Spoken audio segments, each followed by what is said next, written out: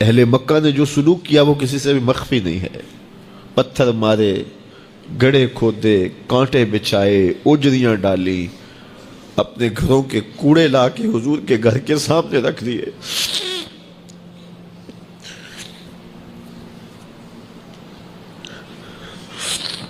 یہ کس چیز کی سزا دے رہے تھے میرے حضور کو؟ میرے حضور علیہ السلام نے پھر طائف کا سفر کیا کہ شاید وہ لوگ میری بات کو سن لیں،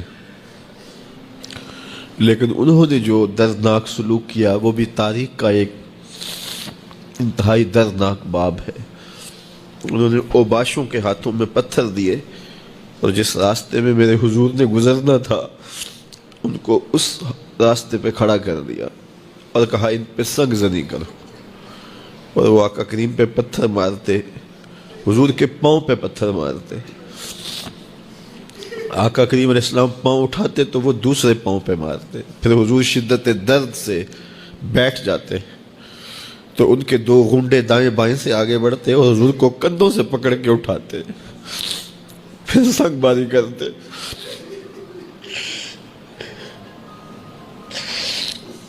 نالین حضور کے خون سے بھر گئے. عذاب کے فرشتے حضور کے پاس آئے کہ اگر آپ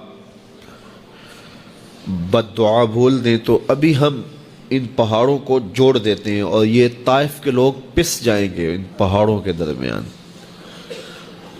آسمان سے پتھر اتریں گے، ان کے سر کچل دیے جائیں جنہوں نے آپ کو دکھ دیے. اب صحابہ جو ساتھ تھے انہیں بھی شدید آرزو تھی کہ حضور ان کے لیے بد دعا کریں، انہوں نے بڑا دکھ دیا. تو پھر حضور کے ہاتھ اٹھ گئے. صحابہ کا خیال یہ تھا کہ ابھی حضور کی زبان کھلے گی اور بد دعا کے لفظ نکلیں گے اور یہ پیس دیے جائیں گے، لیکن جب وہ لب کھلے، وہ پتلی پتلی گلے قدس کی پتیاں، وہ لب ہائے دور جب کھلے تو لفظ کیا تھے؟ اے اللہ میری قوم کو ہدایت دے دے، یہ مجھے جانتی نہیں. اور کہا کہ مجھے ان کی نسلوں سے ایمان کی توقع ہے. باپ کا انتقال حضور کے اس دنیا پہ قدم رکھنے سے پہلے ہی ہو گیا تھا. ابھی شکم مادر میں تھے کہ حضرت عبداللہ کا انتقال ہو جاتا ہے. در یتیم پیدا ہوئے ہیں. 6 سال کی عمر میں ابوا کے مقام پر ریت کے ٹیلے آئے تو وہاں سیدہ آمنہ کی طبیعت خراب ہو گئی اور پھر لمحے بھی زندگی کے آخری ہیں. سیدہ آمنہ نے محسوس کر لیا کہ یہ میری آخری سانس ہے.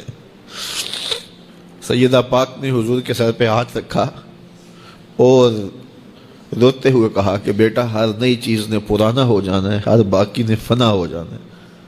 میں بھی جا رہی ہوں، وَذِكْرَ بَاق وَوَلَدْتُ طُهْرًا، لیکن میرا ذکر نہیں مٹے گا اس لیے کہ تیرے جیسا ستھرا بیٹا چھوڑ کے جا رہے ہیں.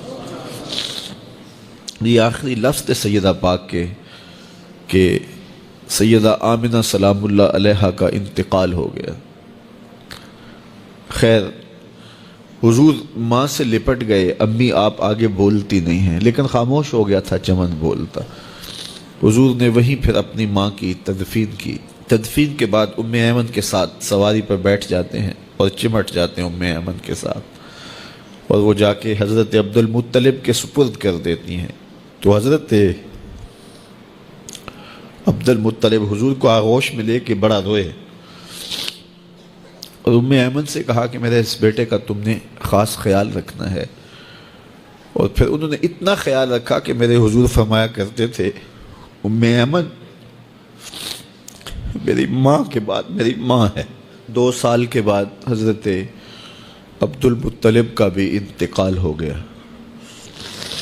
ابن حشام کے یہ لفظ سینہ چیرتے ہیں کہ جب امیر قریش کا جنازہ اٹھا تو سارا مکہ جنازے کے لیے امڑ آیا، لیکن لوگوں نے 8 سال کے ایک بچے کو دیکھا جو دیواروں سے لپٹ لپٹ کے رو رہا تھا.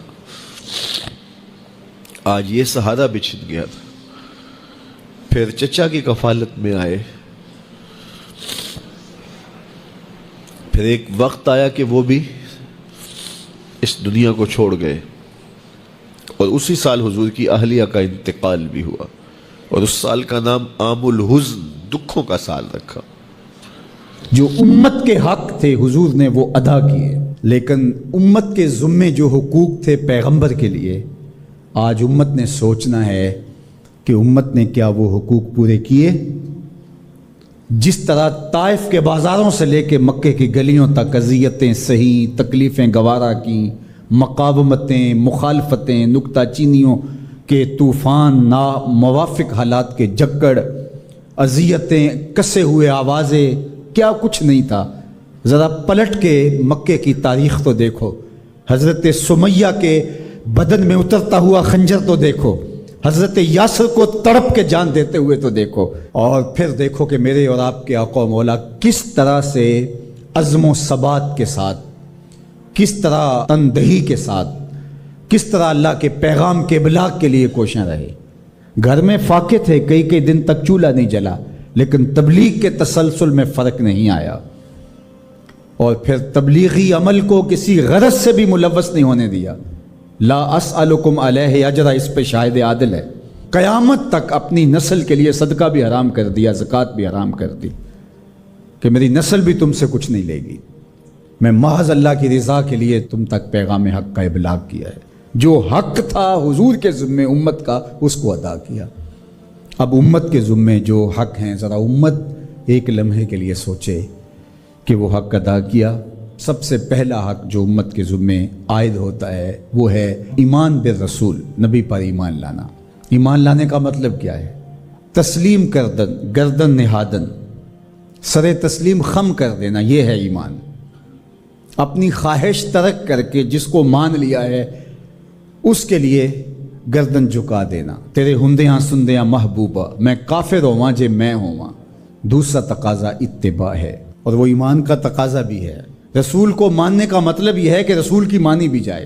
یہ کیا ماننا ہوا کہ خواہش اپنی ہوئی، ساری زندگی اپنی مرضی کے مطابق گزاری، شادی بھی ساری اپنی مرضی کے مطابق، ساری رسمیں ہندوانہ کی، صرف ایجاب اور قبول، پھیرے نہیں لگوائے، وہاں کہا چلو یہاں ہم دین کا ٹچ دے دیتے ہیں، وہاں چلو تدفین کا مرحلہ آیا تو جلاتے نہیں ہیں، کفن پہنا دیتے ہیں اور تدفین کر دیتے ہیں چونکہ ہم مسلمان ہوتے ہیں۔ فیکٹری کے اندر جو کچھ ہو رہا ہے وہ سارا بینک سے لمٹیں چل رہی ہیں، وہ سارا جو ہے وہ اللہ سے اعلان جنگ ہے، اور باہر نمائش کے لیے دسترخوان لگایا ہوا ہے کہ ہم غریبوں کو کھانا کھلا رہے ہیں۔ یہ دھوکہ تم اپنے ساتھ کر رہے ہو، رب کے ساتھ نہیں کر سکتے۔ یہاں سر سے لے کر پاؤں تک آنا ہوگا، آدھا تیتر آدھا بٹیر نہیں چل سکتا۔ تو نبی کی اطاعت پھر اس میں کیا، کیوں، کیسے ممکن ہے؟ جب مان لیا تو پھر مان لیا۔ اللہ حکمت سمجھ میں آ گئی تو اچھی بات ہے، نہیں سمجھ میں آئی تو پھر بھی حکیم کا عمل حکمت سے خالی نہیں ہوتا۔ جو حکیم نے کہا اس کے پیچھے کوئی حکمت ہوگی، وہ تمہاری نظر میں ابھی نہیں آئی، کچھ وقت بعد آ جائے گی، نہ بھی آئے تو کوئی فرق نہیں۔ پھر ایمان بالغیب کس کو کہتے ہیں؟ تو اللہ اس کے رسول کی مان لینا کہ بس ہمارے ذمے ان کا حق ہے، ان کی ماننا ہمارا حق ہے، اطاعت ہمارا حق ہے، تو بس یہ کافی ہے۔ اب صحابہ کی زندگیاں دیکھ لیجیے، انہیں حکمت نہیں پوچھی۔ حضور خطبہ دے رہے ہیں اور فرمایا لوگوں بیٹھ جاؤ، یہ باہر رش ہو رہا ہے نا سامنے، تو فرمایا بیٹھ جاؤ۔ حضور کی آواز بلند تھی، بنو غنم میں صحابی آ رہے تھے، وہ وہیں بیٹھ گئے۔ اللہ اکبر۔ کسی نے کہا تم یہاں بیٹھے ہو، کہ حضور نے کہہ دیا اور بیٹھ گئے۔ اللہ اکبر۔ تو یہ ہے اطاعت، یہ ہے فرما برداری، یہ ہے زندگی کا جمال۔